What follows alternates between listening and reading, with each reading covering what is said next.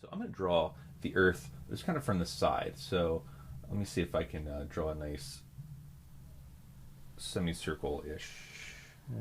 Sure. All right. So right here we've got the surface of the Earth. We're looking at it from very far away. So let me make sure we know where we are. Up in blue, it's very cold here. So this is the North Pole. It's a quality T right there. So we got the Arctic, obviously. It's up very far north, and it's very cold. But down here, we would be in more of a temperate zone. So let me draw that in like green. That's where we live. We live in a more temperate zone.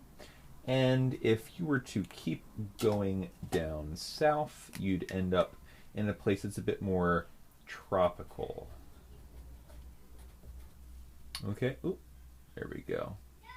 Now we're on frame. Okay, so North Pole, temperate, and tropical. Now, we've got sunlight shining on all of this, of course, when it's during the day. And we can go ahead and just put ourselves at this time of year so that there is some sunlight at the North Pole, though it's not very intense. Nice and warm and temperate, very warm in the tropical. Right. So let's talk about how the heat from the sun interacts with the air in order to cause some sort of motion, some sort of circulation.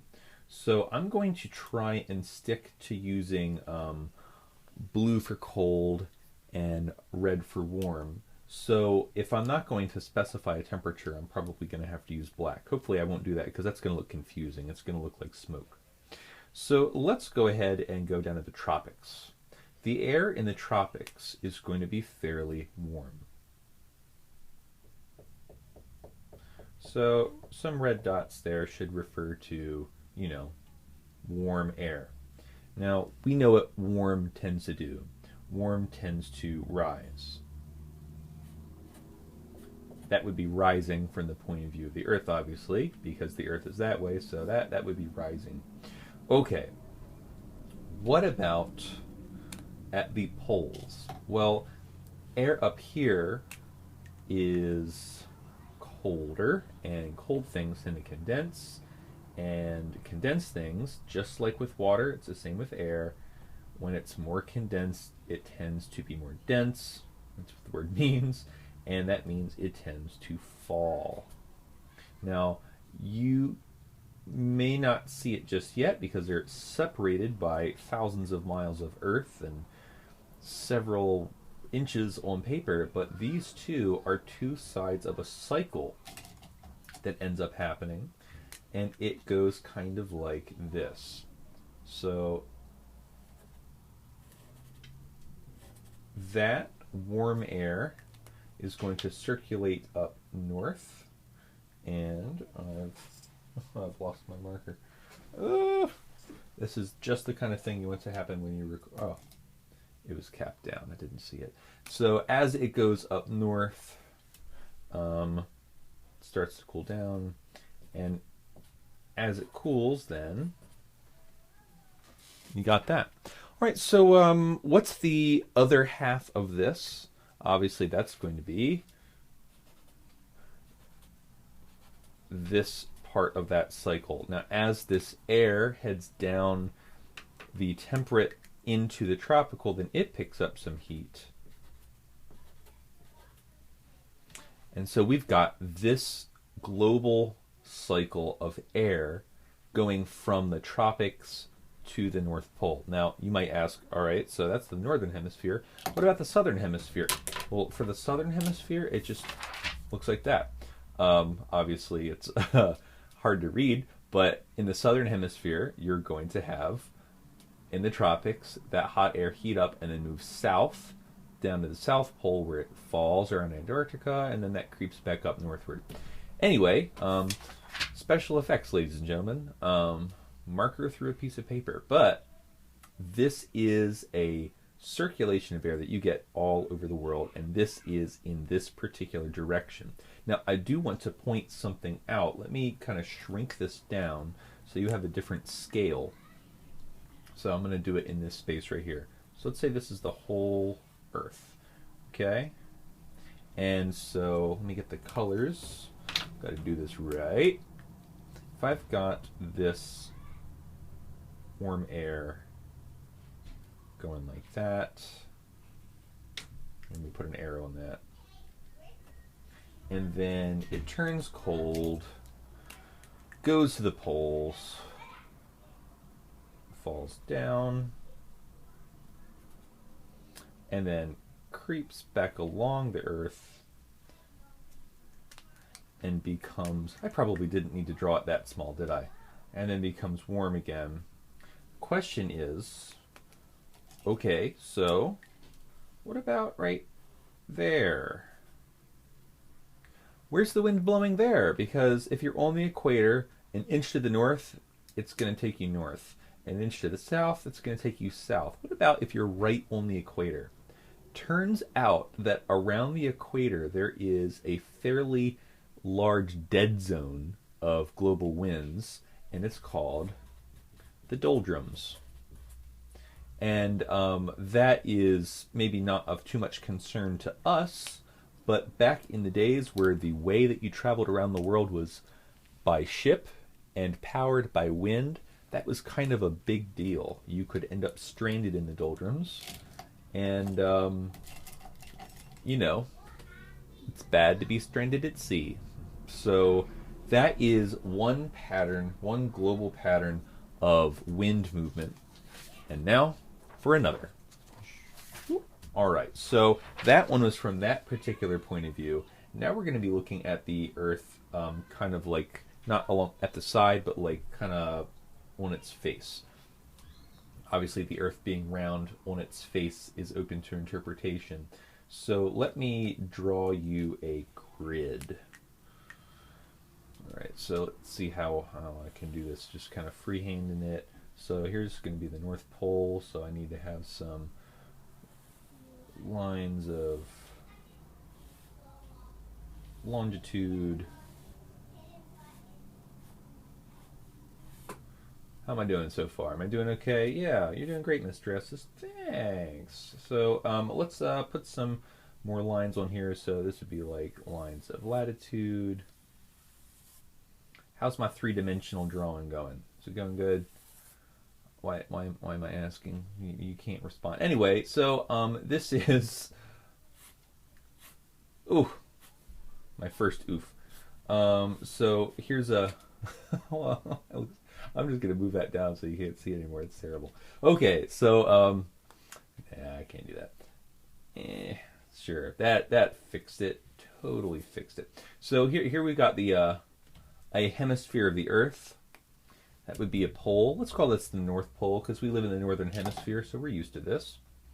And we are doing this from the point of view of the Earth's rotation. So if you remember from the section on circulation of the oceans, we talked about the Coriolis Effect, and here we got to talk about that again.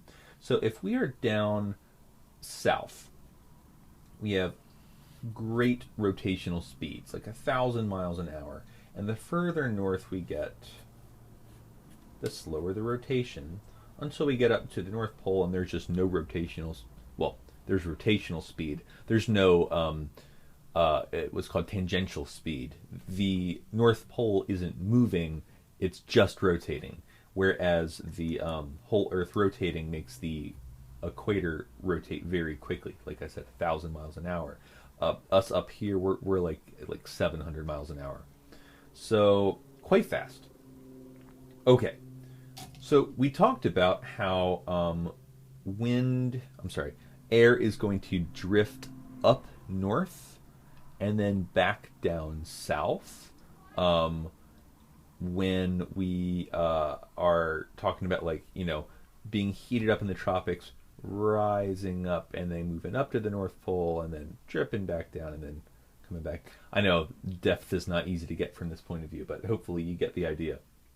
Okay, so we've got some, I gotta start with red.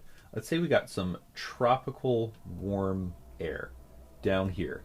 moving at hundreds of miles per hour.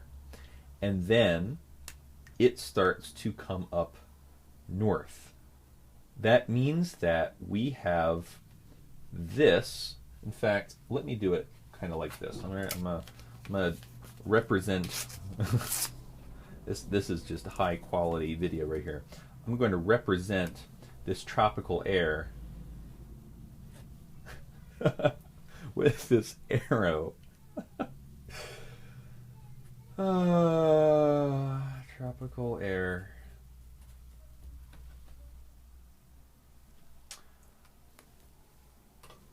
I just hope you appreciate the special effects in movies now, because this is what it looks like when you don't have like real special effects. So you got some tropical air that moves northward. All right, now compare it to that. That air is now moving further or faster to the east than the air that was there previously, and moving up further north even faster, which means this air isn't going to just go up like that, it's going to go over like that. From the air's point of view, that is a straight line. Okay? Just if you were to compare two speeds like this, like 1,000 and 800 miles an hour, then this is all of a sudden moving at 200 miles per hour relative to the ground. Here we would be moving at several hundred miles per hour relative to the ground. So why don't we have these constant winds at these latitudes? As a matter of fact, we do. We do have prevailing winds up at these latitudes. They're called westerlies because they tend to blow from the west.